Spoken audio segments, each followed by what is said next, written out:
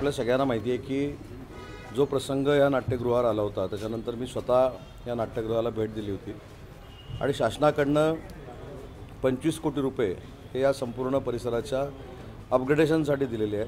त्याच्यामध्ये नाट्यगृह आहे, कलादालन आहे, सोलार आहे, या सगळ्या गोष्टी त्याच्यामध्ये इन्क्लूड केल्या आहेत। काही प्रशासकीय बाबींमुळे नक्की उशीर झाला आहे, परंतु क्वालिटीचं काम महानगरपालिकेमार्फत केलं जाईल हा विश्वास आहे। महानगरपालिकेच्या सगळ्या अधिकाऱ्यांशी मी चर्चा केलेली आहे।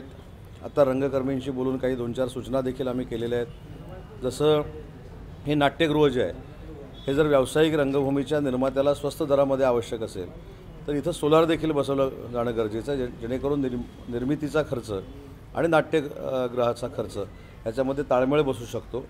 स्थानिक लोकांना नाट्यगृह उपलब्ध करून देत असताना कमी दरामध्ये जर करून द्यायचं असेल तर ही सोलारची यंत्रणा नाट्यगृहावर आवश्यक आहे। आता आर्किओलॉजीच्या ताब्यामध्ये ही इमारत असल्यामुळं आम्ही बाकीच्या नाट्यगृहांवर जसं सोलार हे रूफिंगवर केलेलं आहे तसं इथं करता येणार नाही। मला आत्ताच महानगरपालिकेच्या अधिकाऱ्यांनी सांगितले की कलादालन जे आहे तिथं सोलारची सिस्टीम उभारण्याचं काम सुरू ते करणार आहे। मी त्याची कॅपॅसिटी वाढवायला सांगितलेली आहे।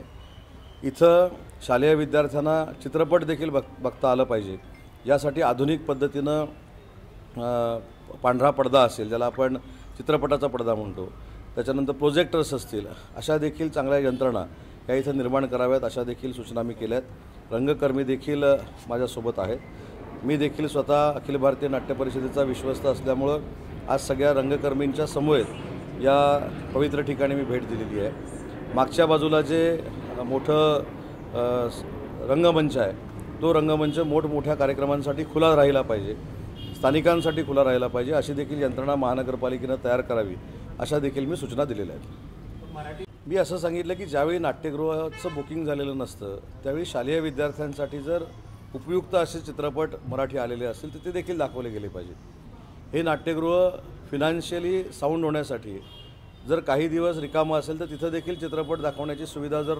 चांगले चित्रपट, आता ही जर ऐतिहासिक वास्तू आहे तर या ऐतिहासिक वास्तूमध्ये मराठी भाषेसंदर्भातले, मराठी साहित्याबद्दलचे, मराठीचा इतिहास सांगणारे असे जर चित्रपट आपण दाखवले तर भावी पिढीला त्याचा फायदा होऊ शकतो।